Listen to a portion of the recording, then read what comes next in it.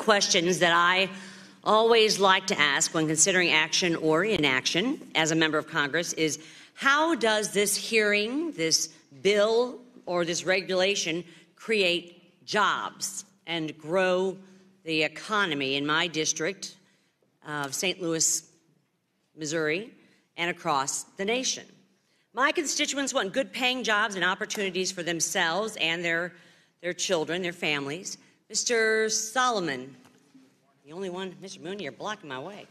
Mr. Solomon, can you discuss how your institution supports access to capital for consumers to buy a home, start a business, or send their kids to college?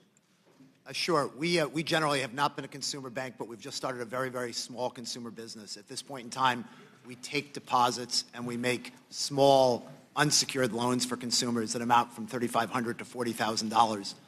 But it's a very, very small business. We're not currently in the business where we make mortgages for consumers, but we might at some point in the future. Mr. Moynihan, could you answer that question? How are you helping my constituents get capital for them to buy homes and start a business and send their kids to college? Sure. We provide, obviously, mortgage loans to about 3 or 4% of the American population. We do it directly. Last year, it was $50 billion of mortgage loans. But recently, we recognized that the time to save for down payment has become longer under the current rules and regulations. So we built a $5 billion program to speed up the time to help people who may not be advantaged by having parents or someone who could give them the money. It's down payment assistance. It's right. 3% down, and that goes on our balance sheet.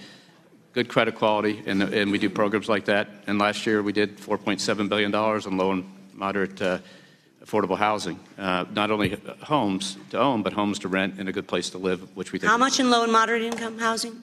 $4.7 billion last year. Since the crisis, probably $40 billion.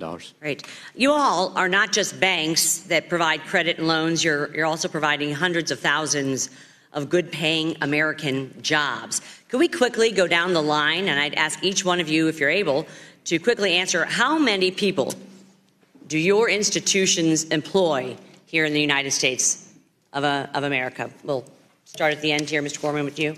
67,000. Over 150,000. I believe 45,000. In the U.S., 180,000. 16,000 in the United States. 26,000. A little less than 20,000 in the United States. Great, thank you. Large financial institutions play an important role in the broader banking ecosystem. Mr. Gorman, or anyone actually who can answer best, can you talk about your relationship with banks of other sizes, like community banks and regional banks? While I am sure you compete with other banks for some services, do you not also provide critical services to many of the smaller banks and institutions? Yes, we do.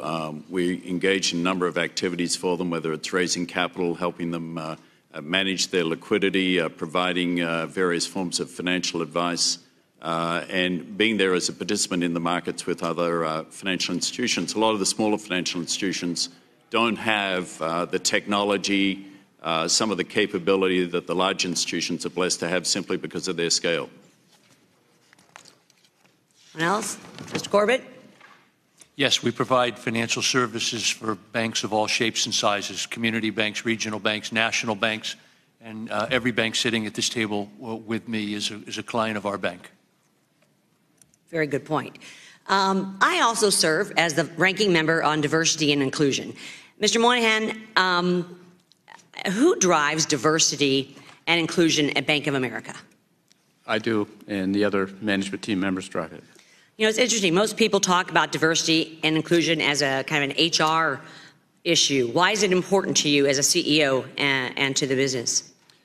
We want to have a place, a company to be the best place to work. We want every teammate to come to us and simply be able to say, no matter who I am when I come in the door, I can be all I want to be while I'm here. Do you have pathways to more senior positions that are filled with qualified people who have successfully added diversity to your company?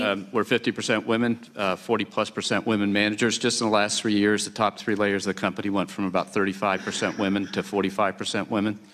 And in terms of people of color, we're 45% overall people of color, and 37% people of color managers. And we continue to watch that in every unit, in every business review. Are you making progress to the goal of having our company reflect society at large? But importantly, we want to make sure that people can go from that entry job to our jobs, and that's what we're striving for. Right.